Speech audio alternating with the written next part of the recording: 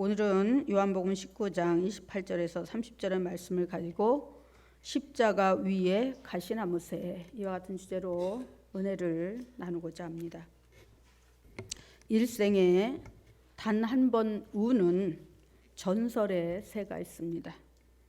그런데 그 울음소리는 이 세상의 어떤 소리보다 아름답습니다. 그 새는 둥지를 떠나는 순간부터 가시나무를 찾아 헤매입니다. 그러다가 마침내 가시나무를 발견하면 가장 길고 날카로운 가시를 향해 몸을 날립니다. 몸 깊숙이 길고 날카로운 가시가 박혀 죽어가면서도 그 모진 고통을 초월하여서 은쟁반에 옥구슬 굴러가는 그 소리보다 더 해맑은 종달새의 울음소리보다 더 고운 목소리로 세상 그 어느 것도 따를 수 없는 아름다운 노래를 부릅니다. 이 세상에 살면서 단 한 번 부를 수 있는 가장 아름다운 그 노래와 목숨을 맞바꾼 것입니다. 그 노랫소리가 얼마나 아름다운지 온 세상을 침묵 속에서 귀 기울이시던 하나님께서도 미소를 지으신다는 것입니다. 가장 귀한 것은 위대한 고통을 치러야만 비로소 얻을 수 있기 때문인 것입니다. 그런데 이 세상에서 죽어가면서 가장 아름다운 노래를 부른 또 하나의 십자가 위에 가시나무새가 있습니다. 십자가 위에서 가장 날카롭고 긴 대못에 손과 발을 깊숙이 찔리우고 피를 흘리심으로 죽음의 고통을 이겨내고 마지막 인류를 위한 노래인 다 이루었다고 세상에서 가장 아름다운 생명의 노래를 부를 때 그 노랫소리는 천상을 울리고 온 세상에 울려 퍼졌습니다. 여러분, 이 십자가 위에 가시나무새를 아십니까? 지금부터 그 이야기를 할까 합니다. 십자가 위에 가시나무새는 사랑의 노래를 부르기 위해 온 세상을 헤매었습니다. 요한복음 15장 9절에 보면 이렇게 말씀합니다. 아버지께서 나를 사랑하신 것 같이 나도 너희를 사랑하였으니 나의 사랑 안에 거하라. 인류의 시조인 아담과 하와는 하나님보다 물질을 더 사랑하여서 그만 더 이상 하나님의 사랑의 음성을 듣지 못하고 가시연공기와 질병과 고통과 신음과 사망의 늪에서 헤매이며 살게 되었습니다. 그러는 가운데 가인이란 아들이 태어나고 그 아들 또한 동생 아벨을 사랑할 줄 몰라 그만 죽이고 살인자가 되었습니다. 사랑 없는 세대는 계속해서 하나님을 배역하고 세상과 벗하며 방황하고 방탕하다가 수없이 사망의 늪으로 빠져만 갔습니다. 그런 인류를 하나님은 더 이상 보고 있을 수가 없었습니다. 그래서 사람의 형상을 입고 동정녀 마리아의 몸에 성령으로 잉태하셔서 이 세상 가운데 오셨습니다. 그리고 다시 천상으로 돌아가는 그날까지 33년 동안 사랑의 노래를 부르기 위해 세상을 헤매이고 다니셨습니다. 왜냐하면 사랑만이 모든 것을 품을 수 있기 때문입니다. 불의, 죄악, 시기, 질투, 정죄, 판단, 미움, 독버섯처럼 돋아나는 세상의 악습들은 위대한 사랑의 노래를 부를 때 밝은 빛에 거치우는 안개처럼 사라지게 될 테니까요. 주님이 부르신 사랑의 노래는 죽어가던 나사로도 살려내고 교만과 아집으로 가득 찼던 바리새인들의 마음도 녹이셨습니다. 좌절하고 절망하며 타락하고 방황하던 사마리아 여인에게 새로운 삶의 지평을 열어주었으며 하루살이 인생이던 마리아의 인생을 송두리째 바꿔 놓았습니다. 여러분, 그 뜨거운 폭염 아래서 모래바람에 겉옷자락 휘날리며 예루살렘과 온 유대와 사마리아 그 땅끝까지 이르러서 사랑의 노래를 부르셨던 주님의 사랑의 노래가 들리십니까? 여러분의 삶의 자리에도 언제나 사람들에게 소망을 주고 희망의 지평을 열어줄 수 있는 사랑의 노래가 울려 퍼지기를 주님의 이름으로 축원합니다. 그 다음에 두 번째는 십자가 위에 가시나무 새는 사랑의 노래를 불렀습니다. 요한복음 14장 6절에 보면 이렇게 말씀합니다. 내가 곧 길이요 진리요 생명이니 나로 말미암지 않고는 아버지께로 올 자가 없느니라. 가시나무 새가 일생에 단 한 번 노래를 부르기 위해서 가시나무를 찾아 헤매이듯이 주님은 일생을 바쳐서 단 한 번의 생명의 노래를 부르기 위해 이 땅에 오셨습니다. 가시나무 새가 그 몸 깊숙이 길고도 날카로운 가시에 찔려야만 천상천하의 가장 아름다운 노래를 부르듯이 주님 또한 그 손과 발에 길고도 날카로운 대못이 박혀야만 진정한 생명의 노래를 부를 수가 있는 것입니다. 그래서 그는 기꺼이 두 손과 발에 날카로운 대못이 박히는 걸 허락하셨습니다. 그러므로 이사야 53장 5절에서는 이렇게 말씀합니다. 그가 찔림은 우리의 허물을 인하며 그가 상함은 우리의 죄악을 인함이라. 그가 징계를 받음으로 우리가 평화를 누리고 그가 채찍에 맞음으로 우리가 나음을 입었도다. 그는 왜 온 몸을 채찍에 찢기우고 두 손과 발에 대못이 박히면서까지 생명의 노래를 불렀을까요? 바로 저와 여러분을 위해, 저와 여러분의 생명을 살리기 위해 그토록 처절하게 십자가에 가시나무 새가 되어서 생명의 노래를 부르셨던 것입니다. 주님은 그렇게 십자가에 가시나무 새가 되어 온 인류의 생명을 구하는 생명의 노래를 온몸으로 토해내시고 죽어 가셨습니다. 사랑하는 성도 여러분, 저와 여러분도 불러야 할 노래가 있습니다. 그것은 바로 복음으로 말미암은 구원의 노래인 것입니다. 우리가 이사야 52장 7절에서 8절을 한번 찾아보겠습니다. 이사야 52장 색인에는 사자라고 나와 있습니다. 52장 7절에서 8절.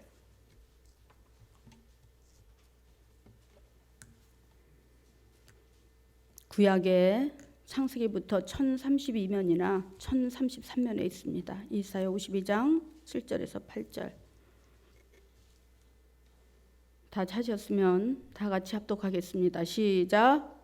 좋은 소식을 전하며 평화를 공포하며 복된 좋은 소식을 가져오며 구원을 공포하며 시온을 향하여 이르기를 네 하나님이 통치하신다 하는 자의 산을 넘는 발이 어찌 그리 아름다운가. 네 파수꾼들의 소리로다. 그들이 소리를 높여 일제히 노래하니 이는 야훼께서 시온으로 돌아오실 때에 그들의 눈이 마주 보리로다. 아멘. 복음을 전하며 구원을 공표하는 그 모습이 어찌나 아름다운지, 구원의 노래가 어찌 그리 듣기 좋은지 하나님께서는 그들과 눈을 마주 보시겠다고 말씀하고 있는 것입니다. 시간은 빠르게 흘러가는 물과 같이 마지막 때를 향해 내달리고 있는데 구원의 노래, 사랑의 노래를 불러야 할 성도들이 세상 노래만 부르며 세상을 향해 더 깊이 빠져 들어가고 있습니다. 바쁘다는 소리는 늘 입에 달고 살아도, 피곤하다는 소리는 늘 입에 달고 다녀도, 세상, 명예, 물질, 세상 지식을 자랑함에 있어 시간 가는 줄 모르면서 그 입으로 사랑의 노래, 구원의 노래를 부르는 데는 어찌 그리 인색하고 침묵하는지. 이제 우리 모두는 혼신의 힘을 다하여 세상을 향해 사랑의 노래, 구원의 노래를 불러야 합니다. 더 늦기 전에. 이제 세 번째, 주님과 함께 부를 영원한 노래가 있습니다. 이사야 54장 1절에서 2절에 보면 이렇게 말씀합니다. 잉태하지 못하며 출산하지 못한 자여 노래할지어다. 산고를 겪지 못한 너는 외쳐 노래할지어다. 이는 홀로 된 여인의 자식이 남편 있는 자의 자식보다 많음이라. 야훼께서 말씀하셨느니라. 내 장막을 넓히며 내 처소의 시장을 아끼지 말고 널리 펴되 너의 줄을 길게 하며 너의 말뚝을 견고히 할지어다. 이 말씀은 하나님의 자녀여 백성이었던 이스라엘 민족이 사랑의 노래, 구원의 노래를 불러 하나님의 그 크고 놀라운 사랑을 온 세상에 전파하며 영혼을 구원하고 하나님 나라를 확장시켜 나갔어야 했는데 하나님을 외면하고 불순종하며 세상 노래만 부르다가 그들은 하나님께 버림받아 포로가 되었는데 이제 바벨론 포로에서 돌아온 하나님의 백성들에게 믿음으로 많은 영적 자녀를 낳으라고 말씀하고 있는 내용입니다. 마찬가지로 우리의 인생길은 어찌 보면 포로 생활과도 같은 것입니다. 물질에 온전히 자유하지 못하고 질병에 온전히 자유하지 못하고 알 수 없는 미래에 대해 불안해함으로 온전히 자유하지 못합니다. 그래서 인생은 포로인지도 모르겠습니다. 그러나 그럼에도 불구하고 우리의 모든 죄를 속량하시고 죄와 사망에서 해방시켜 주시고 자유케 하신 예수 그리스도의 사랑과 은혜를 감사하며 우리의 남은 생애 동안 바로 사랑과 구원의 노래를 불러야 하는 것입니다.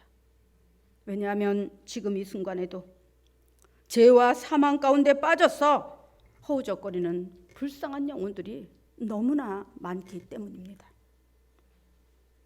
이렇게 말씀드리면 여러분 중에 누군가 속으로 이렇게 생각할지도 모르겠습니다. 너무 바쁘고 나 하나도 먹고 살기 힘든데 언제 사랑의 노래, 구원의 노래, 즉 복음을 전하고 전도할 수 있습니까? 그러나 바쁠수록에 돌아가라는 말도 있듯이 바쁘고 힘들수록에 우리는 목소리 높여서 하나님을 찬송하고 기도하며 세상에 나아가 주님과 함께 사랑과 구원의 노래를 불러야 하는 것입니다.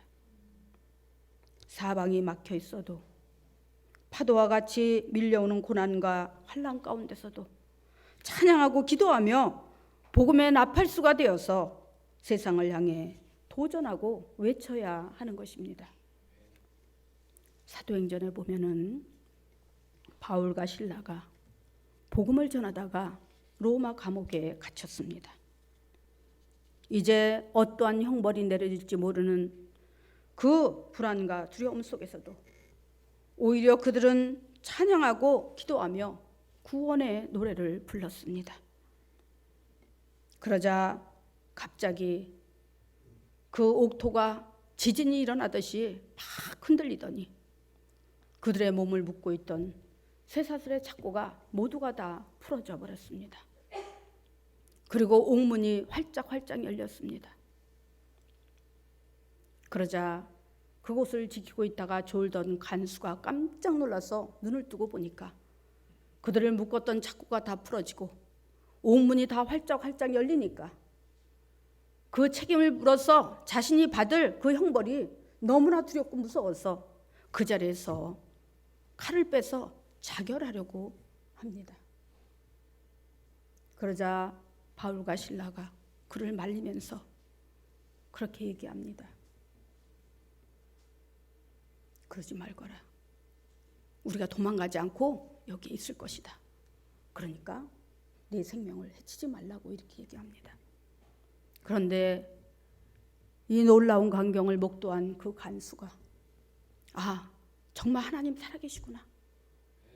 저렇게 온몸이 쇠사슬에 꽁꽁 묶여서 착고가 채워졌음에도 하나님을 향하여 감사하며 찬양하며 기도하면서 생명의 노래, 구원의 노래를 부를 때에 정말로 그 위대하시고 전능하신 하나님은 저들의 모든 흉악의 결박을 풀어서 자유케 하시는구나.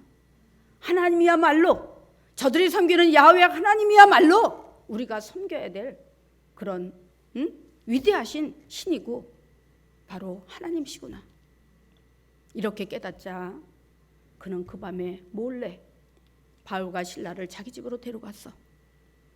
쇠사슬에 차였던 그 상처난 그 부위를 다 치료해주고, 그리고 좋은 음식을 준비해서 대접을 하고, 그리고 자기 집에서 온 가족을 모아놓고 예배를 드리고, 그리고 구원을 받는 놀라운 역사가 일어나게 되는 것을 볼 수가 있습니다.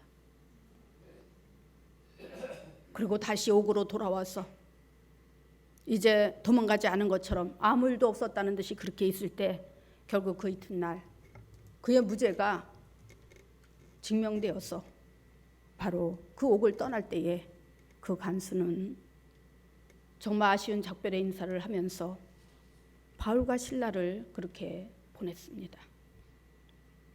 여러분, 이런 일이 일어날 수 있다고 생각하십니까? 사람의 인간으로는 도저히 불가능한 일입니다. 그런데 하나님께서 하시면 하실 수 있다는 것입니다.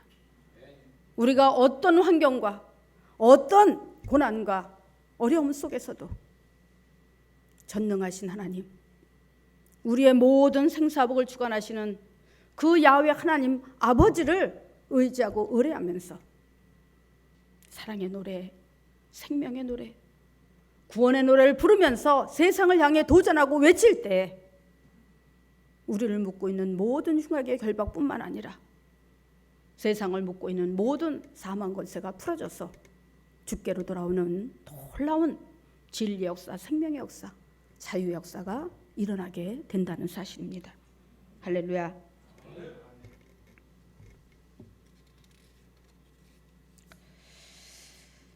사랑하는 성도 여러분, 이제 이 마지막 때는 주님이 말씀하시기를 바로 모든 알곡이 떨어져서 발밑에 밟힌다고 말씀하고 있습니다. 지금 추수하지 않으면, 지금 우리가 파수꾼의 사명을 감당하지 않으면 세상은 시리아보다 더 극한 고통 속에서 그렇게 무너져 갈 것입니다. 내일은 우리의 날이 아닙니다. 오늘 나에게 주어진 시간 속에서 입을 열어서 복음을 전하고 생명의 노래를 불러야 하는 것입니다. 그 노래는 이 세상에 존재하는 모든 자들, 가난한 자도 들어야 하고 부자도 들어야 하고 남녀노소 누구나 물어나고 들어야 하는 아름다운 생명의 소리입니다. 그 노래가 온 세상에 울려 퍼질 때 그 노랫소리가 너무나 아름다워 하나님을 미소 짓게 하고 세상을 환하게 밝혀줄 것입니다. 특별히 오늘 성찬주의를 맞이하여서 성찬이 주는 의미를 깊이 가슴에 새겨야 합니다.